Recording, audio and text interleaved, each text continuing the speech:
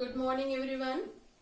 सो आज हम देखने वाले हैं genetic diseases in man part 1 because there are so many diseases are there और मैंने कोशिश की है कि कम टाइम में सभी पॉइंट कवर अप हो सके। ठीक है, सो जेनेटिक डिसीजेस की बात हम करते हैं। यहाँ पे जेनेटिक डिसीज होते कैसे हैं? जेनेटिक डिसीज जो है ये जीन म्यूटेशन की वजह से होते हैं और जीन म्यूटेशन जो है मैंने एक स्पेशल वीडियो बनाई है उसके ऊपर, वो आप प्लीज देख लीजिएगा कि कितने टाइप्स के म्यूटा जीन होते हैं वगैरह वगैरह। So these are due to genetic mutation. Gene mutation से जो जेनेटिक डिसीजेस होते हैं उसमें सबसे पहला नाम आता है यहाँ पे। But before that genetic diseases क्या होते हैं? Genetic diseases what that there are so many diseases due to gene mutation and it is either due to dominant gene mutation or recessive gene mutation जो कि कभी कभी inborn capabilities को modify कर देता है। So we are going to start here the first disease and this is chondro dystrophic dwarfism. This is chondrodystrophic dwarfism. You can see here chondrodystrophic dwarfism. So what is chondrodystrophic dwarfism? Okay, you have to be listen very carefully here because genetic disease जो है ये जैसे जितना आप समझ के लोगे और जो इम्पोर्टेंट पॉइंट है उसको हाईलाइट करके ध्यान में रखोगे तो इसके रिगार्डिंग कोई भी क्वेश्चन अगर नीट में आता है तो आपको कोई प्रॉब्लम नहीं होगा। Okay, so first one is here chondrodystrophic dwarfism. So this is due to dominant autosomal mutation. Okay, इसका जो जीन है वो डोमिनेंट जीन है, ऑटोजोम क्रोमोजोम का जीन है वो डोमिनेंट है बट वो म्यूटेटेड है, दैट्स वाई हम इसको बोल सकते हैं ऑटोजोम क्रोमोजोम का डोमिनेंट म्यूटाजीन। ओके, उसकी वजह से डिसीज होता है जिसमें जो डोमिनेंट जीन प्रेजेंट है ये dominant gene pre maturely long bone के ग्रोथ एरियाज को सस्टेन कर देता है जिसकी वजह से यहाँ पे हाइट जो है वो बिल्कुल भी लॉन्ग बोन की बढ़ती नहीं है और इसीलिए स्टंटेड ग्रोथ या शॉर्ट स्ट्रेचर यहाँ पे आ जाता है जिसको हम डॉर्फिज्म बोलते हैं। Okay, and most of the people are homozygous for recessive allele in this. Okay, and this dominant allele or this dominant mutation which causes severe damage or severe effect to long bones. okay, और इन long bones का जो है यहाँ पे growth नहीं होता। ठीक है, और इस वजह से डिसीज होता है। ठीक है, सेकंड डिसीज हम यहाँ पे देखने जा रहे हैं, this is a Huntington disease. Okay, so Huntington disease क्या होता है? Huntington disease which is caused due to dominant gene. Huntington disease is caused due to dominant gene. Now यहाँ पे क्रोमोसोम नंबर 4 के ऊपर जो जीन है, ठीक है, क्रोमोसोम नंबर 4 के ऊपर जो जीन है वो डोमिनेंट है। ठीक है, बट वो कौन सा डोमिनेंट है? म्यूटेंट वाला, म्यूटा जीन है। सो उसकी वजह से ये डिसीज हो रहा है यहाँ पे। सो हंटिंगटन डिसीज में होता क्या है? Huntington disease which is caused by the dominant gene on chromosome number 4, इसमें जो म्यूटेटेड जीन्स है वो एबनॉर्मलिटी कॉज करते हैं और एबनॉर्मली वो एक सब्सटेंस प्रोड्यूस करते हैं और वो सब्सटेंस जो है यहाँ पे नॉर्मल मेटाबॉलिज्म के साथ इंटरफियर करता है। ओके, वो पर्टिकुलर सब्सटेंस नॉर्मल मेटाबॉलिज्म के साथ इंटरफियर करता है जिसके चलते उस नॉर्मल जब अब यहाँ पे नॉर्मल मेटाबॉलिज्म इंटरफियर हो गया तो यहाँ पे जो ब्रेन सेल्स है, ओके, ये ब्रेन सेल्स जो है प्रोग्रेसिवली डीजेनरेट हो जाती है। That's why progressive degeneration of brain cell and ultimately जब ये हंटिंगटन डिसीज होता है onset of this symptom, before onset of the symptom यहाँ पे नॉर्मल किड होता है बट जब से ऑनसेट स्टार्ट हो गया तब से 10 to 15 ईयर्स के अंदर उस पर्टिकुलर पेशेंट की डेथ हो जाती है। ओके, थर्ड डिसीज हम यहाँ पे देख रहे हैं न्यूरोफाइब्रोमैटोसिस। नाम इंडिकेट करता है neuro, nerve cell, nerve fibre, neurofibromatosis, या फिर आप इसको आप बोल सकते हो, नाम ही इंडिकेट करता है कि एक टाइप का एक कैंसरस डिसीज है, ओके, बट एक्चुअली कौन सा है वो हम देखेंगे। So neurofibromatosis is due to the dominant gene on chromosome number 17. You have to be very clear here, okay, that is this one is chromosome number 4, this one is chromosome number 17. So chromosome number 17 के ऊपर जो gene है, जो mutagen है, वो dominant है। एक तो ये म्यूटाजीन है, ऊपर से वो डोमिनेंट है, ओके। सो ये क्या करेगा, यहाँ पे एक वो पर्टिकुलर पर्सन के बॉडी पे कुछ स्पॉट्स क्रिएट कर देता है। ये स्पॉट्स बाद में साइज में भी बदलते हैं और इनका जो नंबर है वो भी बदलता है। शुरू में तो 10 ही स्पॉट्स होते हैं, बाद में 10 टू लार्ज हो जाते हैं, कितने भी हो सकते हैं, और साइज भी इनकी बढ़ जाती है। और उसको हम बोलते हैं, या फिर हम बोल सकते हैं कि ये जो स्पॉट्स है ये स्मॉल बिनाइन ट्यूमर की तरह दिखते हैं, बाद में इनको न्यूरोफाइब्रोमाज ऐसे बोला गया है, ठीक है। और ये जो न्यूरोफाइब्रोमा है ये स्किन के अंदर या वेरियस ऑर्गन्स के अंदर पाया जाता है, ओके।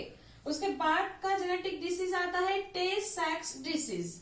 अब ये टे-सैक्स डिसीज जो है ये क्यों है, this is due to lack of dominant gene on chromosome number 15। अब यहाँ पे ये भी डिसऑर्डर ही है जेनेटिक और रेसेसिव का।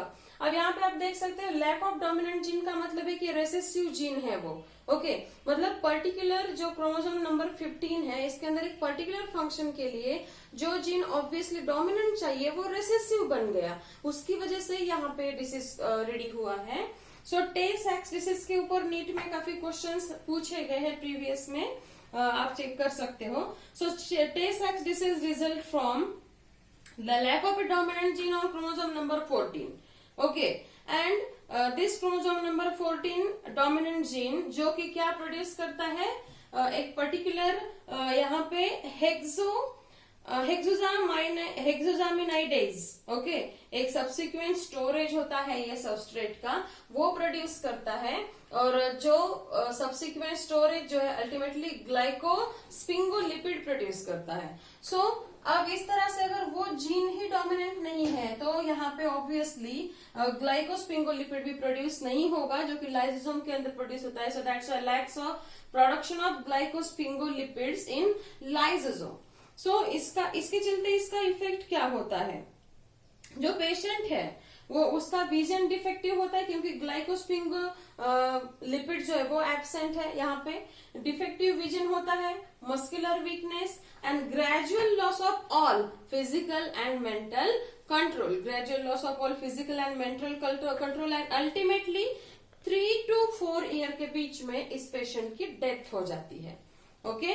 उसके बाद का डिसीज हम देखते हैं सिस्टिक फाइब्रोसिस। आपने इसका नाम काफी सुना होगा, सिस्टिक फाइब्रोसिस। अब सिस्टिक फाइब्रोसिस कैसे होता है, it is the most common lethal genetic disease due to recessive mutation on the chromosome number 17, okay. You have to keep in mind very clearly about the chromosome number.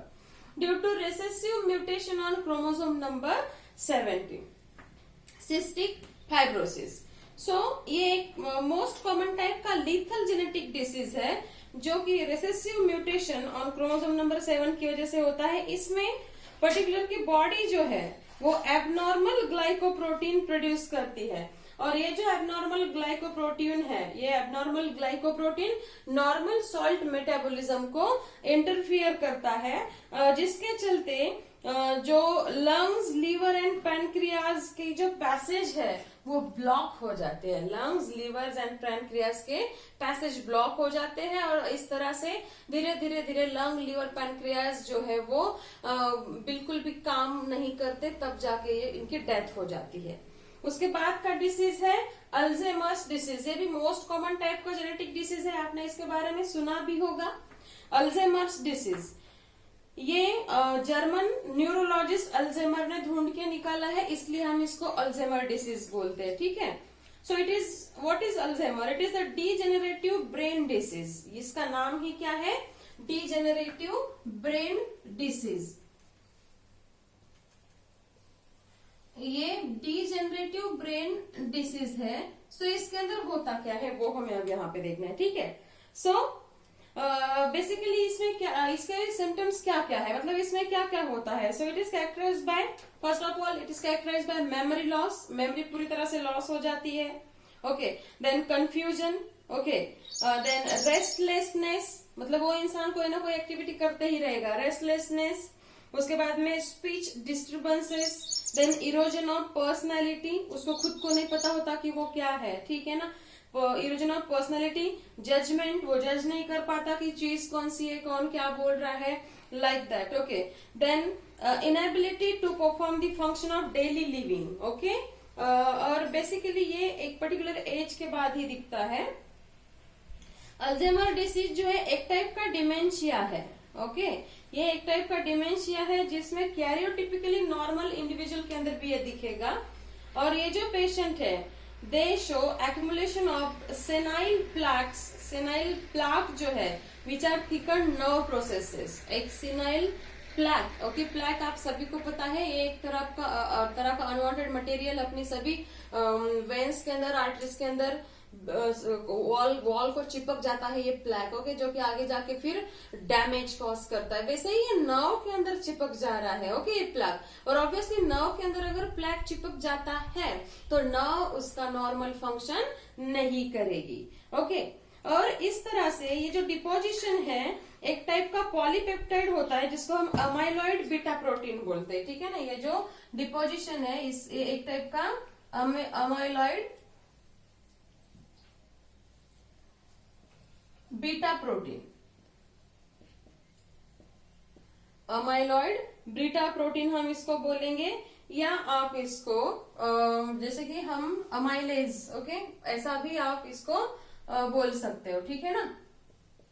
Amyloid beta protein, इस वो जो plaque है ये amyloid beta protein के जैसा होता है. और बेसिकली अल्जाइमर डिसीज जो है ये जिनको डाउन सिंड्रोम है उसमें भी होता है, राइट. और इसमें क्रोमोसोम नंबर 21 इन्वॉल्व होता है. क्रोमोसोम नंबर 21 जो कि बेसिकली ट्राइसोमी के लिए इन्वॉल्व होता है डाउन सिंड्रोम में, वो यहाँ पे क्रोमोसोम नंबर इन्वॉल्व होता है. और इस तरह से अल्जाइमर डिसीज जो है ये उन नर्व सेल के अंदर कॉपर एंड जिंक ज्यादा होने से भी होता है. ये आपको ध्यान में रखना है. नर्व सेल के अंदर कॉपर एंड जिंक का डिपोजिशन ज्यादा होने से भी ये डिसीज होता है. ओके, उसके बाद हम बात करते हैं उसके बाद नेक्स्ट डिसीज हम देखते हैं मैरफैन्स सिंड्रोम. नेक्स्ट डिसीज है यहाँ पे मैरफैन्स सिंड्रोम. सो मैरफैन्स सिंड्रोम क्या होता है, disease due to dominant mutation. Okay, so Marfan's syndrome जो है ये डोमिनेंट म्यूटेशन से होता है. इसमें actually production of abnormal form of connective tissue. Marfan's syndrome में क्या होता है, production of abnormal form of connective tissue. Okay, और ये जो abnormal form of connective tissue है वो एक्सट्रीम लूजनेस कॉज करता है जॉइंट्स के अंदर, जिसके चलते लॉन्ग बोन्स की, मतलब long bones of body grow longer. Fingers are very long called as spider fingers. Okay, और अरेक्नोडैक्टिली. ओके, इस तरह के डिसऑर्डर होते हैं. And the lenses in eye becomes displaced. Then next disease देखते हैं हम यहाँ पे albinism. So what is albinism? It is totally due to autosomal recessive mutation. It is totally due to autosomal recessive mutation. So albinism is an autosomal recessive mutation. Okay, and जिसको मतलब albino can not synthesise melanin. Okay, या फिर आप simply इसको बोल सकते हो कि totally absence of melanin. Okay, so absence of melanin की वजह से भी ये होता है due to absence of melanin. ये बिल्कुल भी एल्बिनिज्म में मेलानिन सिंथेसाइज नहीं होता. And albinism is basically due to tyrosinase deficiency. So the enzyme tyrosine normally convert the amino acid tyrosine to melanin. Okay, so यहाँ पे मेलानिन ही basically नहीं यहाँ पे डेवलप होता है, इसीलिए एल्बिनिज्म होता है. So this is about the genetic diseases in man part 1. We will see the genetic diseases in part 2. So thank you for watching, and please अगर आपको कंटेंट अच्छा लगता है तो सब्सक्राइब एंड शेयर.